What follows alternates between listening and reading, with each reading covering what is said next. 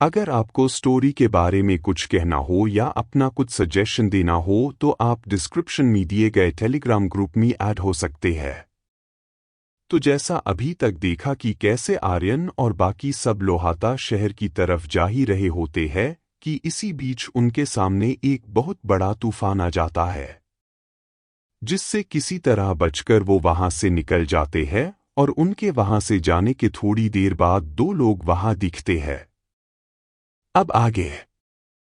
दरअसल उनमें से एक अंजलि है और दूसरा वो काले कपड़ों वाला आदमी। तुम्हें क्या लगता है तुम आर्यन को मेरे चंगुल से बचा पाओगी? काले कपड़े वाला आदमी अंजलि को देखते हुए कहता है। हाँ बिल्कुल, अंजलि अपनी आत्मविश्वास से भरी आंखों से काले कपड़े वाले आदमी को देखते हुए कहती है। उसकी बात को सुनकर वो काले कपड़े वाला आदमी हंसते हुए कहता है, चलो फिर देख ही लेंगे। अभी उसने ऐसा ही बोला था कि वो हवा में गायब हो जाता है। वही दूसरी तरफ आर्यन और बाकी सब दूसरे रास्ते से लोहाता की तरफ निकल जाते हैं। 3 दिन बाद आर्यन के सामने एक शहर होता है जो कि जमीन से कुछ फुट ऊपर हवा में उड़ रहा था। वो शहर लगभग स्वराजपुर से दुगना बड़ा था और इतना ही नहीं बल्कि उस शहर के आम सिपाही भी अर्थ लेवल या उससे ऊपर लेवल पर थे। और जैसे ही वो शहर के दरवाजे के करीब पहुंचते हैं तो वाइस चांसलर अपने ड्रैगन को वही उतार देता है। फिर सब एक साथ लोहाता शहर के गेट की तरफ बढ़ जाते हैं। अभी वो थोड़ा ही आगे बढ़े थे कि एक आवाज की वजह से वाइस चांसलर अपने कदम वही रोक लेते हैं। अरे वाइस चांसलर साहब, इस बार फिर से हारने आ गए क्या? इस आवाज को सुनकर वाइस चांसलर समेत सब पीछे मुड़कर देखते हैं तो उन्हें एक अधेड़ उम्र का आदमी कुछ लोगों के साथ उनकी ओर आता दिखता है। दरअसल वो आदमी तिहारा शहर के मैजिशियन हॉल का वाइस चांसलर अभय है और हर साल तिहारा के स्टूडेंट्स स्वराजपुर के स्टूडेंट्स को हराकर सबके सामने उनका मजाक बना देते थे। तो वाइस चांसलर साहब, इस बार भी हारने का प्लान है क्या? अभय हंसते हुए वाइस चांसलर का मजाक बनाते हुए बोलता है। उसकी बात सुनकर वाइस चांसलर को बहुत गुस्सा आता है, पर वो अपने गुस्से को शांत कर उससे बोलते हैं, वो तो तुम्हें मुकाबले के वक्त पता चल ही जाएगा कि हम यहाँ किस लिए आए हैं। ओह, तो ऐसा क्या? तो चलो फिर तब ही देखते हैं। ऐसा बोलकर दोनों लोहाता के गेट से अंदर चले जाते हैं। उनके पीछे पीछे आर्यन भी लोहाता के गेट के अंदर जाता है और अंदर का नज़ारा देख वो हैरान रह जाता है, क्योंकि जब उसने आसमान से लोहाता शहर को देखा था तो उसे वो बिल्कुल स्वराजपुर जैसा ही लगा था, पर उसके अंदर आते ही वहाँ का नज़ारा पूरी तरह से बदला हुआ था।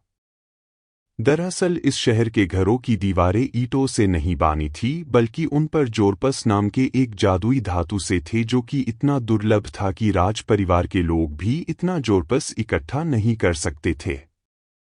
दरअसल जोरपस की एक खासियत है कि वो किसी भी रूप में अपने आप को ढाल लेता है और वो नॉर्मल ईंटों से लगभग 10 गुना मजबूत है, जिसकी वजह से उनका घर बड़ी से बड़ी आपदा में भी सुरक्षित रह सकता है। अभी आर्यन ये सब देख ही रहा था कि उसकी नज़र आसपास उड़ते बीस्ट पर पड़ती है और उनका लेवल देखकर एक पल के लिए तो उसका मुंह खुला का खुला रह जाता है, क्योंकि उनमें से सबसे कमज़ोर बीस्ट किंग के 6 टियर पर था। अभी आर्यन ये सब देख ही रहा होता है कि तभी एक लड़का जो कि हाई किंग के 6 टियर के एक हाथी जैसे बीस्ट पर बैठा था वो वहां आता है। और आते ही वो राजकुमारी के पास जाकर उनके हाथों को चूमते हुए कहता है, आपका स्वागत है राजकुमारी। और जैसे ही राजकुमारी ये देखती है तो वो झट से अपना हाथ उस लड़के से छुड़ाकर आर्यन के पास खड़ी हो जाती है। और इस तरह राजकुमारी बबीता को दूर जाता देख उस लड़के का मुंह बन जाता है और वो आर्यन को गुस्से में घूर कर देखने लगता है। उस लड़के का आर्यन को उसी वक्त मार देने का मन कर रहा था, पर वो अपने गुस्से को शांत करता है और वाइस चांसलर को देखते हुए कहता है, मैं राजकुमार आदित्य तहे दिल से आपका हमारे शहर में स्वागत करता हूँ। जी शुक्रिया। आदित्य की बात सुनकर वाइस चांसलर कहते हैं, फिर आदित्य सामने की ओर अपना हाथ करता है और उसके ऐसा करते ही उसके हाथ से एक अंगूठी निकल जाती है जो कि आगे जाकर एक गोल से पोर्टल में बदल जाती है। इस सीन को देखकर आर्यन को अपनी दुनिया में देखी डॉक्टर स्ट्रेंज मूवी याद आ जाती है। फिर आदित्य उस गोल पोर्टल में घुस जाता है और उसके जाने के बाद एक एक करके सभी लोग उस पोर्टल के अंदर चले जाते हैं।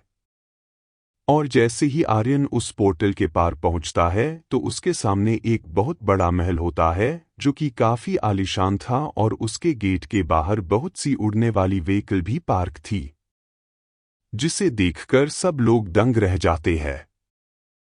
फिर जैसे ही वो उस महल के अंदर कदम रखते हैं तो अंदर का नज़ारा देखकर वो और दंग रह जाते हैं, क्योंकि वो पूरा महल संगमरमर से बना हुआ था जिसकी खूबसूरती देखते ही बनती है।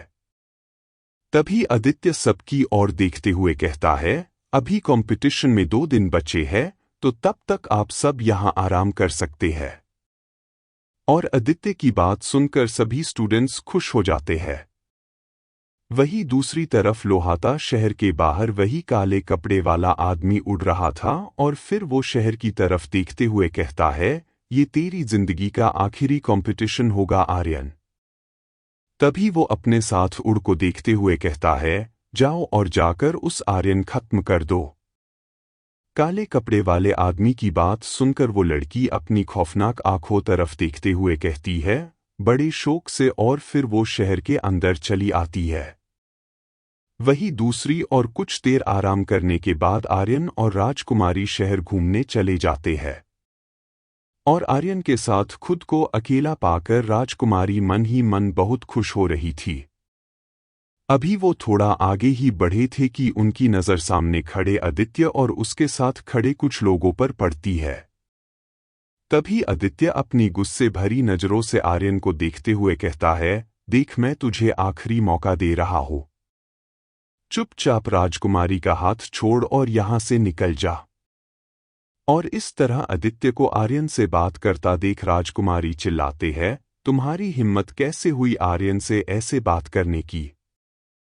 और राजकुमारी की बात सुनकर आदित्य हंसते हुए कहता है, अभी तो बात ही की है, अगर इसने मेरी बात नहीं सुनी ना। इतना बोलकर वो एक खौफनाक मुस्कान में मुस्कुराने लगता है।